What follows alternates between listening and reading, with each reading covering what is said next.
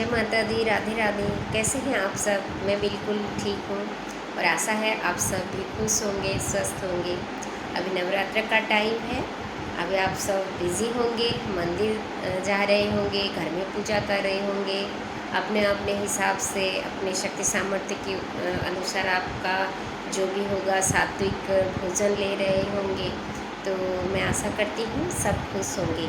अगर किसी को कोई परेशानी हो भी गई है तो चिंता करने की कोई बात नहीं है। माँ आई हुई है, अभी धरती पर माँ का आगमन हुआ है, माँ दुर्गा, और वो सब कुछ ठीक करके ही जाएगी।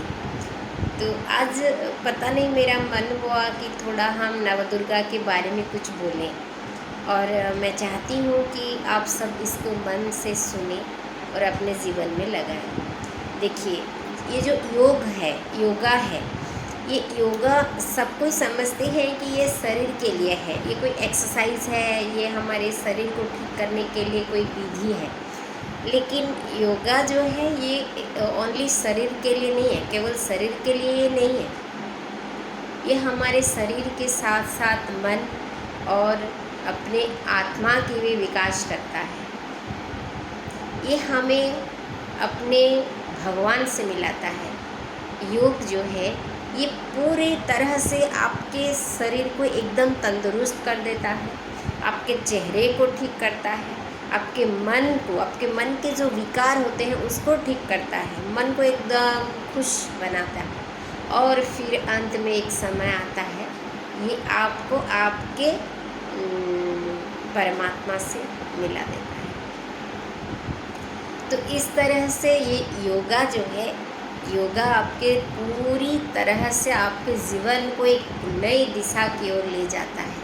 आपको एक ऊर्जा, एक शक्ति, एक पॉजिटिविटी में लाकर खड़ा कर देता है। जैसे हम लोग लास्ट वीडियो में देखे थे कि मुद्रा थेरापी, आँखों की एक्सरसाइज, और जो कमर के लिए या सूक्ष्म व्यायाम, ये सब हमारे शरीर के लिए, हमारे जो भी व्याधि है, रोग है शरीर में, उसको ठीक करने के लिए।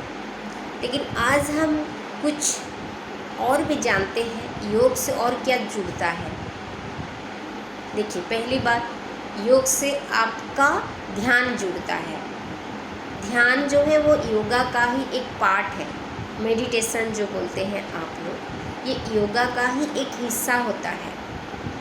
और ध्यान करने से आपका मन ठीक हो जाता है, मन एकदम संतुलन रहता है, बैलेंस हो जाता है। और क्या जुड़ता है योगा से?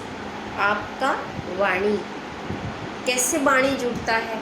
देखिए, जैसा आप सोचेंगे बिल्कुल उसी तरह से आपके जो वाणी आपके मुंह में आएंगे, और उस हिसाब से आपके जीवन का जो दिनचर्या है, जो एक्शन प्लान है, आपके जीवन में आप जो कार्य करने वाले हैं वो करते जाएंगे।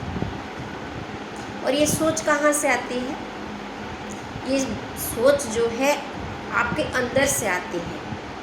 अब जैसा जैसा चीज़ों को देखते जाएंगे, जैसा जैसा कर्म करते जाएंगे, जैसे जैसे आपके दिनचर्या बनते जाएंगे, उस हिसाब से आपकी सोच बनती जा रही है।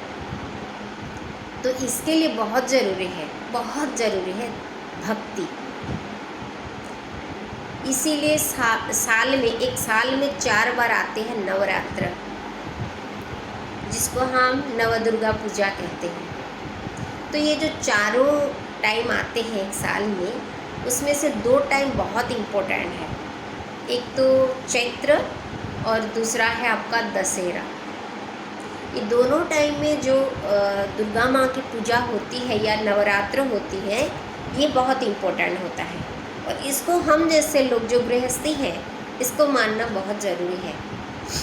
इसको कैसे करते हैं, इसका विधि है या नहीं, हम यूँ ही कर सकते हैं, या फिर हम किसी गुरु के पास जाकर करते हैं, या फिर कोई मंदिर में जो करते हैं वैसे करते हैं। कैसे करना चाहिए इसको? पहली बात, अगर आपके गुरु हैं तो गुरु के सानिध्य में करना बहुत अच्छी बात है। गुरु नहीं है तो मान के चलो कृष्ण ही सबके गुरु, कृष्ण वंदे जगत गुरु, वही सबके गुरु हैं। तो उनको गुरु मानकर आप अपने घर में कर लीजिए। तीसरी पॉइंट, आप कहीं किसी आस पड़ोस में मंदिर में भी कर सकते हैं। चौथी बात, कहीं नहीं कर सकते, कोई कर रहा है दूसरा कोई कहीं पे, वहाँ जाके आप सम्मिलित हो जाइए। चारों विधि सही है, लेकिन इसमें आपका शरीर भी शुद्ध होना चाहिए और मन भी शुद्ध होना चाहिए। शरीर को तो हम शुद्ध बनाते हैं नहा धोकर, सज धज कर, और मन को कैसे शुद्ध बनाएंगे? अच्छे विचार से, अच्छी वाणी से। तो ये जो भक्ति होती है, ये भक्ति कोई किस तरह से करता है, लेकिन जो नवदुर्गा की विधि है वहाँ पे 4 चीज़ें इम्पोर्टेंट कहा गया है। जैसे हमारे गुरुजी श्री सत्यनारायण जी पांडेय, उन्होंने बताया कि ये नवदुर्गा पूजा जो है ये हमारे लिए बहुत इम्पोर्टेंट है, बहुत इम्पोर्टेंट है। ये आदि शक्ति है, ये महासरस्वती, महालक्ष्मी, महाकाली की त्रिशक्ति का मिलन है। और इसको पूजने से हमारे में वो शक्ति आ जाती है धीरे धीरे। शरीर में एक रूप, एक सौंदर्य, सौम्यता, शीतलता, मन में एक शांत भाव, विनम्रता, ये सारी चीज़ें हमारे अंदर आ जाती हैं कहीं ना कहीं। और फिर ये जो नवरात्र चलता है ये तो 9 दिन का चलता है। कोई बोलेगा मैं 9 दिन का उपवास नहीं रख सकता, व्रत नहीं कर सकता, कोई बात नहीं, आप 9 दिन न कर पाएंगे तो 3 दिन करिए, सप्तमी, अष्टमी और नवमी। कोई बोलेगा नहीं मैं कंटिन्यू 3 दिन नहीं कर पाऊँगा, तो भी चलेगा, आप 1, 8, 9 कर लीजिए, वो भी चलेगा। फिर कोई बोलते हैं कि नहीं हमारे में शुगर है, ये जो आपका जॉइंट पेन है, चलने की प्रॉब्लम है, और दूसरा भी बहुत सारा प्रॉब्लम है, हम नहीं कर सकते। तो भैया आप 1 दिन कर लो अष्टमी। अगर आपका शरीर आपको परमिशन नहीं दे रहा है, आप बिना खाए नहीं रह पाते हैं, तो एक टाइम खा लीजिए, फल खाइए। कोई जो रसोई होता हुआ, कुछ भुना हुआ, जला हुआ मत खाइए। 1 दिन, साल में 1 दिन अष्टमी, केवल फल खा के देखिए। इसमें दूसरी इम्पोर्टेंट ये है कन्या पूजन। कन्या पूजन क्यों किया जाता है? क्योंकि जब सूर और असुर का युद्ध हुआ था और जब घबरा गए थे देवतागण, तो उन्होंने जाकर विष्णु जी को बताए, तो विष्णु जी बोले मैं कुछ नहीं कर सकता, मेरे से भी ऊपर और कोई है, चलो वहाँ चलते। तो फिर सबने वहाँ जाकर स्तुति की और माँ जगदम्बा को पुकारा। तो साक्षात माँ खड़ी हुई, कैसे? सबकी शक्ति से। ब्रह्मा, विष्णु, शिव, सारे जो देवता हैं उन सबके शक्ति से सम्मिलित होकर पूरी तरह से एक नई दिव्य शक्ति के निर्माण हुए, और वो है माँ जगदम्बा। फिर माँ जगदम्बा ने युद्ध किया। आप पढ़ना सप्तशती चंडी में, ये 13 अध्याय का एक ग्रंथ है, शास्त्र है, देवी महापुराण। तो इसमें वर्णित होता है कि माँ ने उनके साथ जो युद्ध किए, तो उन्होंने महासरस्वती, महालक्ष्मी, महाकाली, 3 शक्ति से वो जो असुर थे उनको वध किए। बहुत दिन तक युद्ध चलता रहा और देवता लोग बहुत खुश हो गए कि माँ ने हमें बचा लिया। इसलिए कहते हैं कि दुर्गा जी को देवी के रूप में मत पुकारो, माँ बोल के पुकारो। वो माँ है, वो हम सबकी माँ है। एक बार उसे माँ बोल के पुकारेंगे ना, तो वो हमारे हाथ पकड़ के रहेगी, हम उसके हाथ पकड़ेंगे तो कभी छोड़ देंगे, छोड़ने की भी है डाउट, लेकिन माँ कभी बच्चे का हाथ नहीं छोड़ती। हमारा मन कभी गंदा हो गया तो माँ हमें नहा धोकर साफ कर लेती है। उसी प्रकार माँ दुर्गा भी हमें अपना बच्चा समझकर हम कभी गलत रास्ते पर चलते हैं तो हमें सही रास्ते पर ले आती है। इसमें तीसरी इम्पोर्टेंट ये है कि आप जोत जलाएं। जोत कैसे जलाते हैं?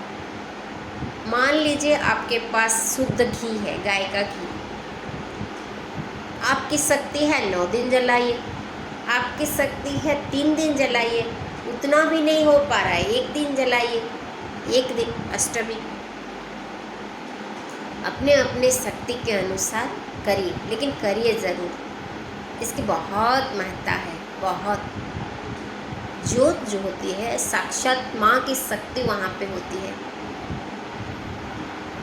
बड़े से बड़े परेशानी, बड़े से बड़े विपत्तियाँ, रोग और जो सुख है, आपके मन में कोई द्वंद्व है, कुछ भी, जो भी परेशानी, सब चले जाते हैं। करके देखना।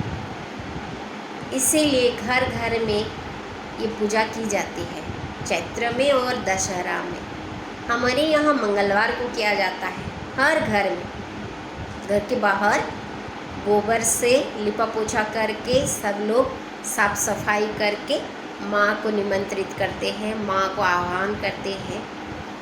अच्छे से ढोल नगाड़ा बजा के भजन कीर्तन करते हुए सजा के, रंगोली फूलों से सजा के माँ का स्वागत करते हैं, माँ की आरती करते हैं, पूजा करते हैं, भोग चढ़ाते हैं। बहुत सारे मिठाइयों से सजाते हुए माँ की पूजा होती है। और छोटी छोटी कन्याओं को, जो हमारे 9 साल तक बच्चियाँ जो है, लड़कियाँ, उनको पूजा किया जाता है। वो 9वीं के दिन किया जाता है।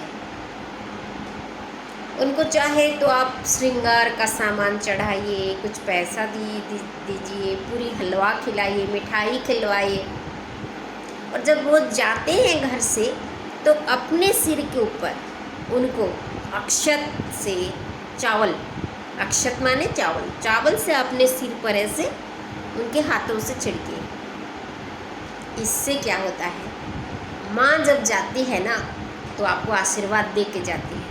अक्षत, आपका सब कुछ बना रहे, क्षत ना हो, अक्षत जुड़ा रहे। धन भी, मन भी, तन भी, भक्ति भी, सब कुछ। लेकिन हम कितने भी व्रत कर लें, कितने भी पूजा कर लें, कुछ भी कर लें, इसमें सबसे इम्पोर्टेंट चीज़ होता है आपका मन। मन अगर साफ नहीं है, मन की इच्छा नहीं है, तो आप कुछ नहीं कर सकते। और मन की इच्छा हो तो सब कुछ किया जाता है। कई कई घरों में पैसे की कमी होती है, कई घरों में भक्ति की कमी होती है, कई घरों में आपस में हस्बैंड वाइफ का नहीं होता मिलन, मन का मिलन नहीं होता है, तो वहाँ भी पूजा पाठ नहीं हो पाता। तो कोई बात नहीं, आप ऐसे परिस्थिति में अगर हैं तो आप मानसिक पूजा कर सकते हैं। मानसिक पूजा क्या होता है? जो मन से की जाता है। आप जो काम अपने शरीर से नहीं कर सकते, उसको अपने मन के विचारों से करिए, करके देखिए, आपको बहुत अच्छा लगेगा। कैसे? देखिए, एकदम बैठ गए आराम से और माँ को याद कीजिए, और जैसे जैसे आपको करना है बिल्कुल वैसे वैसे करते जाएं। और ऐसा फील करें कि हाँ, मैं माँ की पूजा कर रही हूँ और मैं उनको फूल चढ़ा रही हूँ, भोग लगा रही हूँ, मैं प्रार्थना कर रही हूँ, स्तुति कर रही हूँ। कुछ भी जो आपके मन में आता है आप करके देखिए। ये होता है मानसिक पूजा। मानसिक पूजा से मनुष्य को बहुत शांति मिलती है और माँ प्रसन्न हो जाती है। तो ये जो नवदुर्गा की पूजा होती है ना, इस तरह से किया जाता है। ये एकदम आसान तरीका है। ये जो चीज़ें हैं ये बहुत इम्पोर्टेंट है। इस तरह से मेरी आशा है आप सब लोग इसको करें ज़रूर, और खुशी मन से करना, और अपने पूरे परिवार को, अपने फ्रेंड्स को, अपने रिलेटिव्स को, सबको आप अपने पूजा में भी सम्मिलित कर सकते हैं। और नहीं कर सकते तो भी उनके लिए अपना प्यार दे सकते हैं। उनके अच्छे मनोकामना, उनके अच्छे स्वास्थ्य, उनकी खुशी के लिए आप प्रार्थना कर सकते हैं। तो आज का वीडियो यहाँ तक। प्लीज़ लाइक कर देना, शेयर कर देना और ज़्यादा से ज़्यादा सबको सब्सक्राइब के लिए बोलना। Thank you.